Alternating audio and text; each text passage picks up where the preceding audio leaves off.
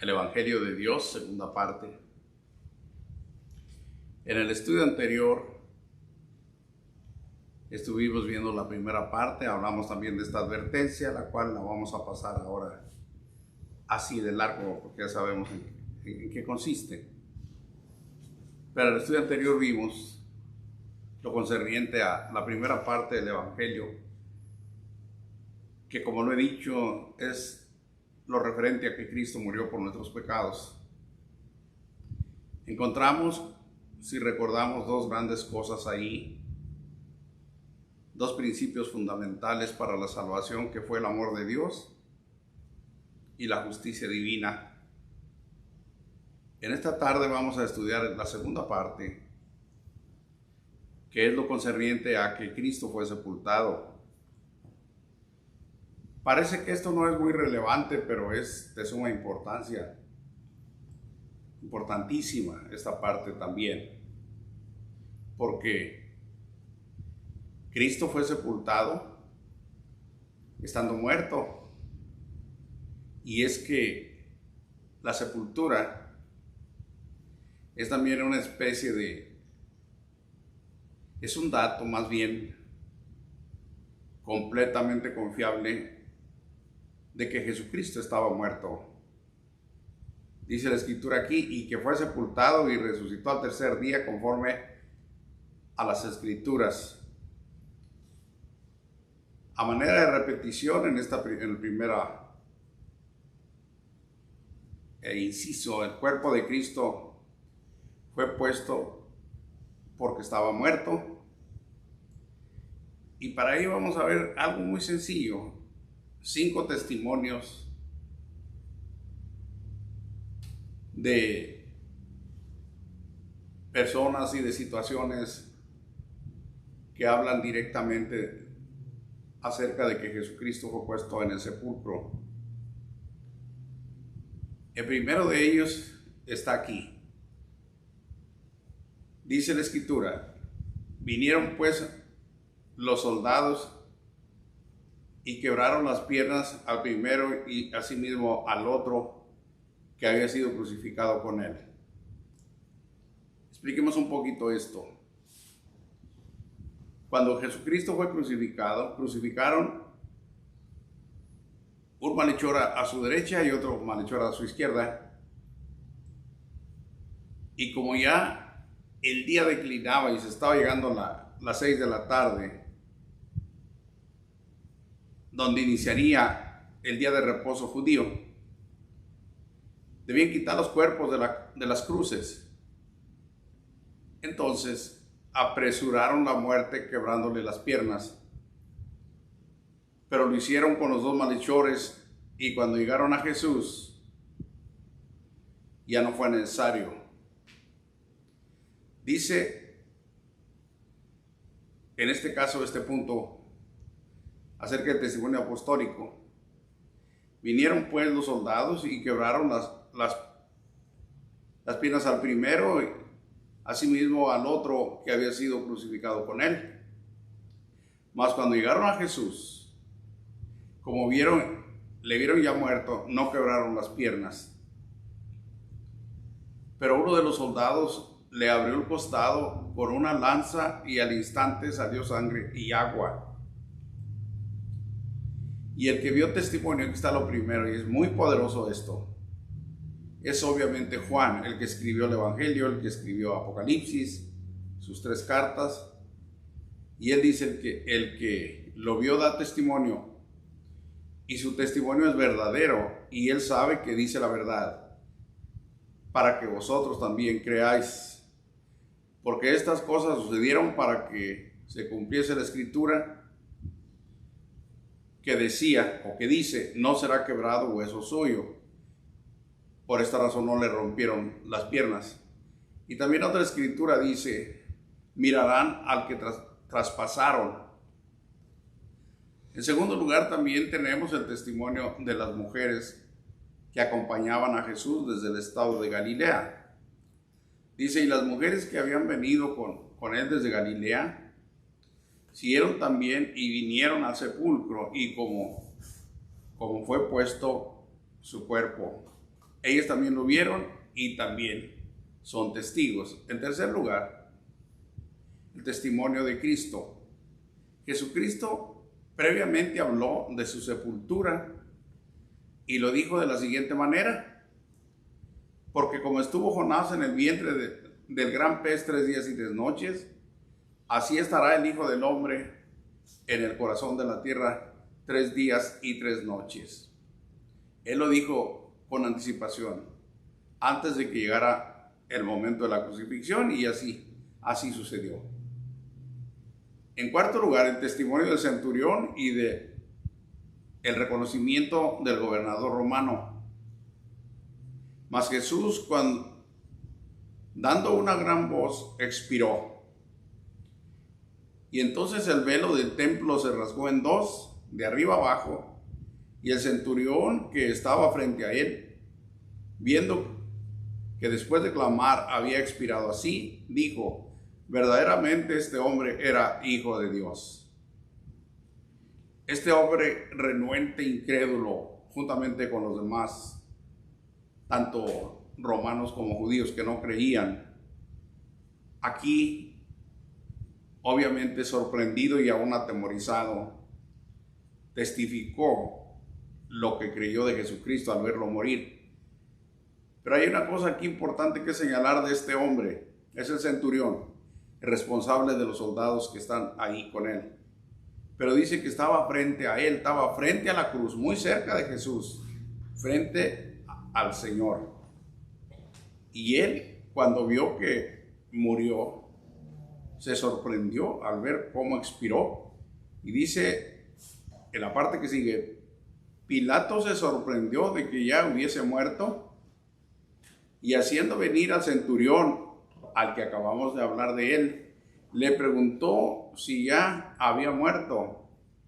E informado por el centurión, dio el cuerpo a Jesús.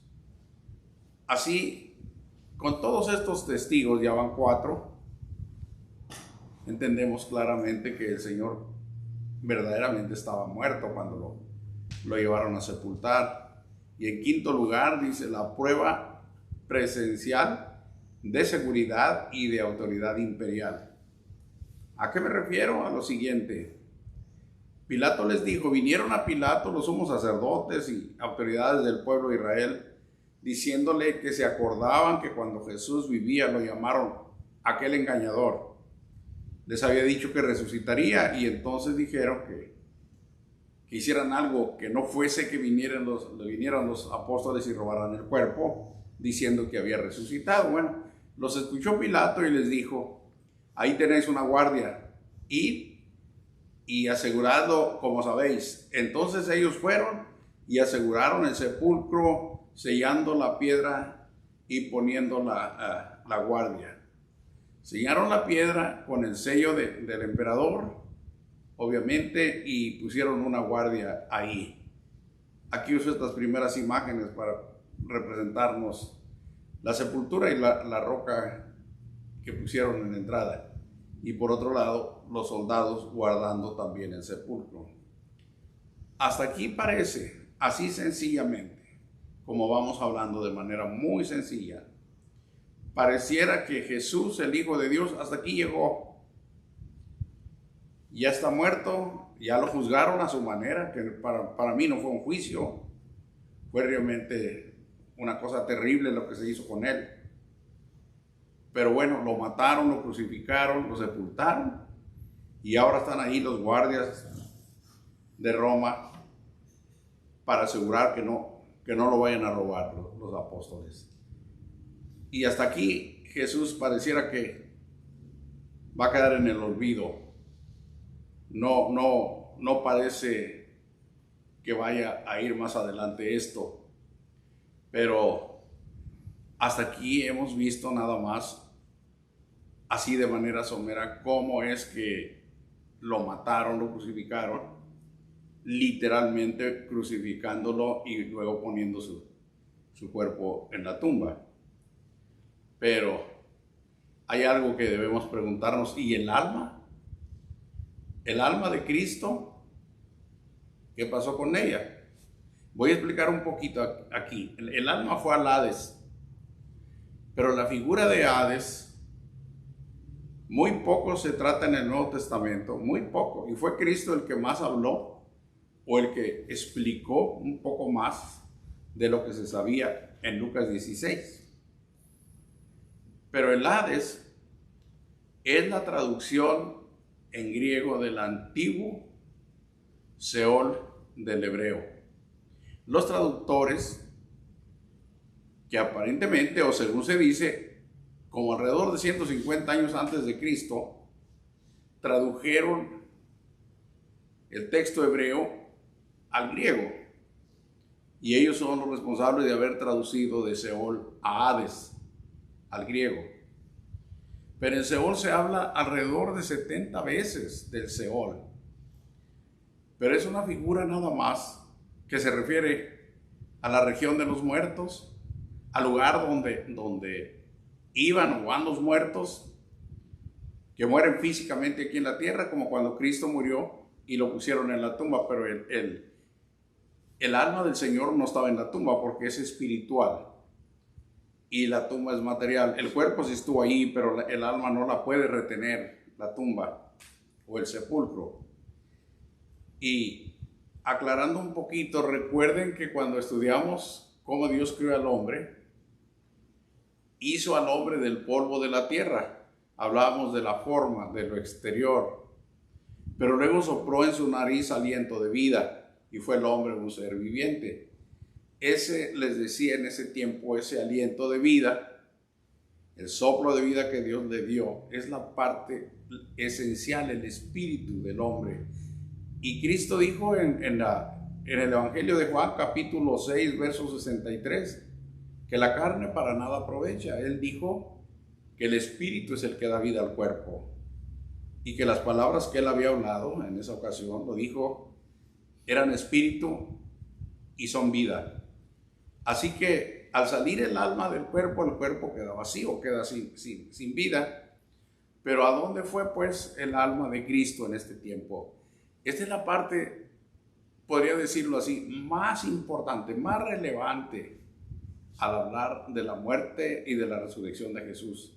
Hablar del ser, hablar de su espíritu, de su alma, porque el cuerpo pues es polvo. Para ello nos vamos a servir de esta escritura. Aconteció que murió el mendigo y fue llevado por los ángeles al seno de Abraham. Y murió también el rico y fue sepultado, y en el Hades alzó sus ojos estando en tormentos y vio de lejos a Lázaro, a Abraham y a Lázaro en su seno. Previamente les voy a decir, porque algún día de esto les daremos, si Dios lo permite, un estudio del Hades, exclusivamente del Hades. Pero les voy a decir previamente esto. El Señor aquí está enseñando a su gente, a su pueblo, acerca de una situación insensible en que cayeron los judíos a causa de su incredulidad y de su ignorancia de las cosas de Dios, de muchas cosas, muchos factores que contribuyeron en los judíos y que los hicieron realmente claudicar en el camino que el Señor los había puesto. Aquí se habla de un hombre rico que vivía espléndidamente su vida, hacía banquete cada día con esplendidez, pero el Señor narra que a la puerta de aquel había un mendigo llamado Lázaro, enfermo, tenía llagas en sus pies y ansiaba saciarse de lo que caía de la mesa del rico. Nadie le daba. En síntesis, o en pocas palabras, lo que el Señor está ilustrando, que según lo que el judío o la gente del mundo en su tiempo, bueno, todavía ahora esto está vigente. Pero según la forma de vida que uno lleve aquí, piadosa o despiadada, es lo que va a resultar después de que deje el cuerpo. Pero en esta ocasión el Señor ilustró la vida de un judío bajo la ley, cómo es que la desperdició, y también de un hombre que sufrió, y después de haber partido de aquí, de la tierra, Él enseñó en qué situación se encontraba cada uno. Les voy a explicar más adelante esto. Esto es una enseñanza dada exclusivamente bajo el tiempo de la vigencia de la ley de Moisés. Es decir, lo que ocurría antes de que Cristo fuera crucificado, antes de que resucitara. Así que esta escritura o esta enseñanza no la podemos mover de su contexto. Aquí no hay nada que nos autorice que hablemos de la iglesia de Cristo, de la resurrección de Cristo y de la salvación en Cristo, nada de eso. Pero yo aquí voy a poner estas figuritas, nada más para tener una idea. Aquí vivimos nosotros en la tierra, ahí fue crucificado Cristo después, ahí pusieron su cuerpo en este sepulcro, y de lo que está hablando es de un estado abajo de la tierra, un estado espiritual que se llama en la Biblia, ya les decía, Hades, que es el equivalente del Seol. El Señor lo describió con dos estados, el de arriba, el seno de Abraham o el lugar de descanso o consolación, y en medio una gran cima y abajo un lugar de tormento. También les digo que en el antiguo Hades no se hablaba de dos espacios, se decía que era el antiguo Seol, que era un estado de los muertos, pero iban allí buenos y malos, no se hacía diferencia. El Señor fue el que hizo esta observación, que hay un lugar de consolación y un lugar de tormento. Luego, viéndolo así, les puedo decir que la tumba y el Hades son testigos fidedignos de que Cristo fue sepultado muerto en ellos. El cuerpo de Cristo fue sepultado muerto en la tumba, pero también el Hades recibió el alma de Cristo. Esto es bien importante. Con esta escritura nos informamos perfectamente bien de lo que estamos hablando. Es una escritura que fue escrita por el profeta David, el rey David. Dice aquí, porque David dice de él, hablando de Jesucristo en el momento de su sacrificio, de su sepultura y de su resurrección. Pero lo dice anticipadamente en forma de profecía. Veía al Señor siempre delante de mí, porque está a mi diestra, no seré conmovido. Por lo cual mi corazón se alegró y se gozó mi lengua. Y aún mi carne, hablando del cuerpo de Cristo, descansará en esperanza. Podemos pensar en 3 días y 3 noches en el sepulcro, porque no dejarás mi alma en el Hades, ahora lo que estábamos hablando, su alma más allá de esta tierra, ni permitirás que tu santo vea corrupción, hablando de la carne. Al salir el alma del Hades, viene al cuerpo y hay resurrección. Todos nosotros debemos tener este conocimiento, porque al final del tiempo esto va a ocurrir con nuestros cuerpos. Donde quiera que hayan quedado nuestros cuerpos, van a ser levantados finalmente en el día que el Señor regrese con nuestras almas para dar una vez más vida al cuerpo y una transformación total para ir a morar a la eternidad con Él. Del Hades y del sepulcro se levantó Cristo estando muerto. Jamás antes había sucedido algo así. Nunca antes había salido nadie del Hades, nadie, ni del sepulcro por sí mismo. Nadie había resucitado de los muertos. Entonces, esto no es nada más una simple resurrección. Lo que nos está diciendo todo esto, que Jesús con su resurrección destruyó absolutamente todos los poderes del mal. Y cuando Él resucitó, sucedieron cosas como esta. Un ángel descendió del cielo, dice Mateo, causó un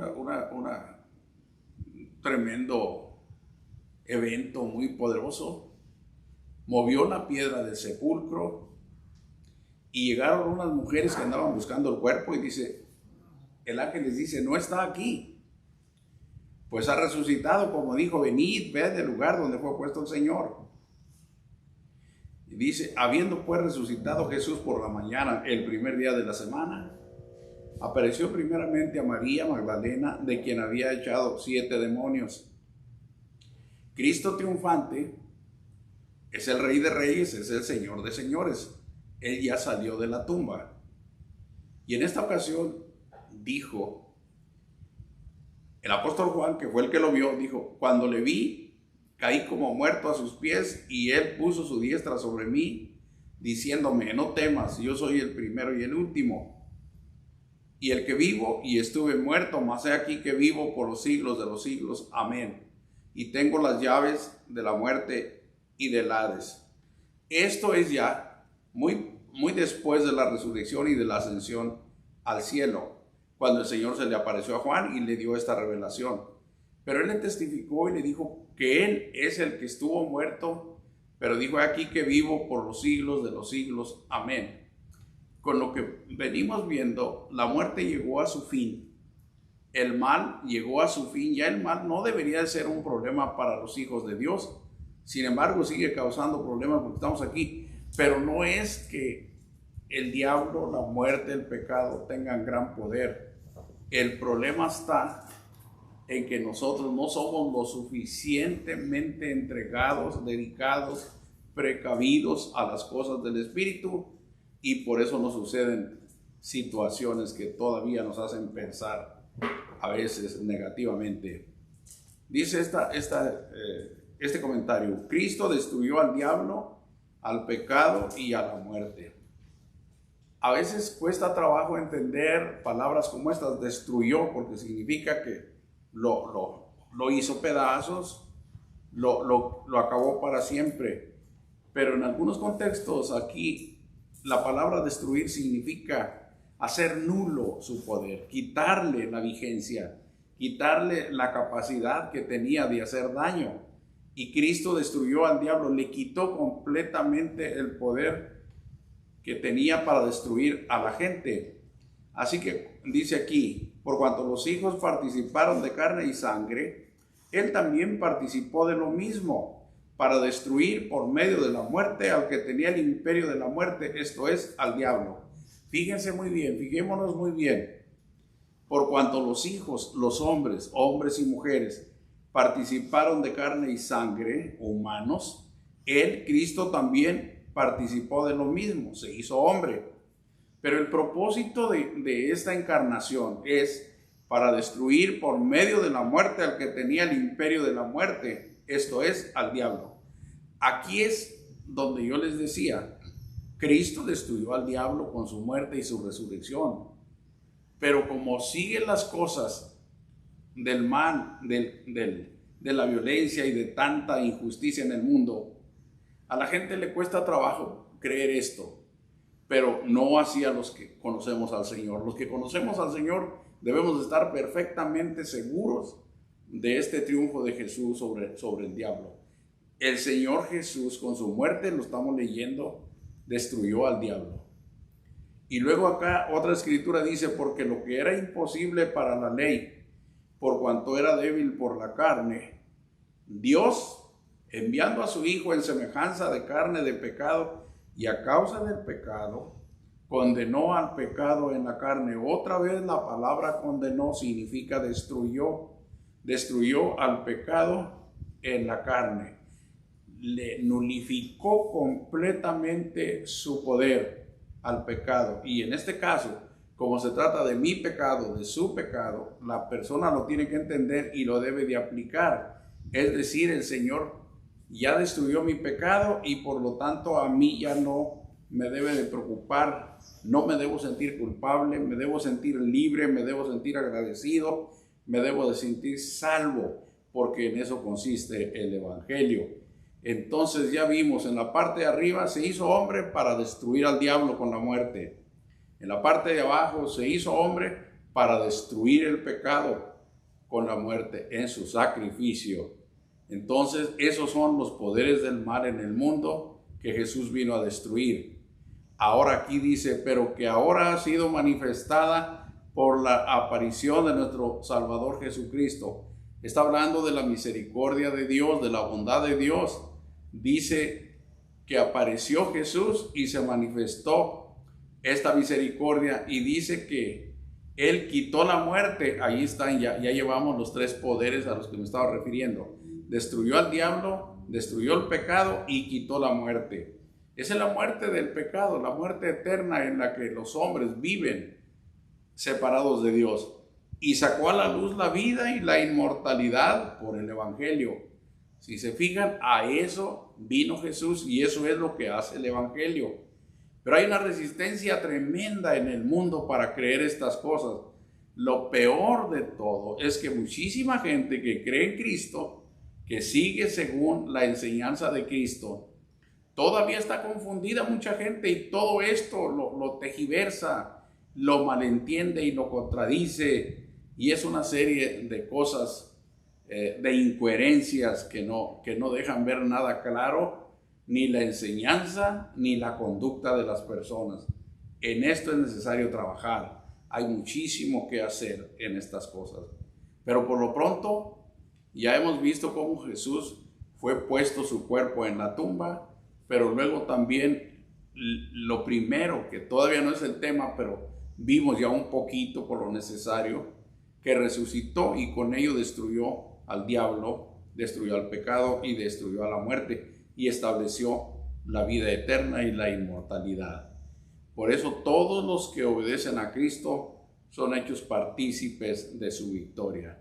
La victoria de Jesucristo sobre la maldad no quedó allí nada más, se hace extensa a través de los siglos a todas las personas que reciban el Evangelio. Por eso se mandó predicar el Evangelio a toda criatura, para que al entrar las personas a la fe de Jesucristo, a la doctrina de Cristo, sean cubiertos con la victoria, con el triunfo, con la salvación de Jesús. Esta escritura dice, porque todos los que habéis sido bautizados en Cristo, de Cristo estáis revestidos. Esto es bien importante.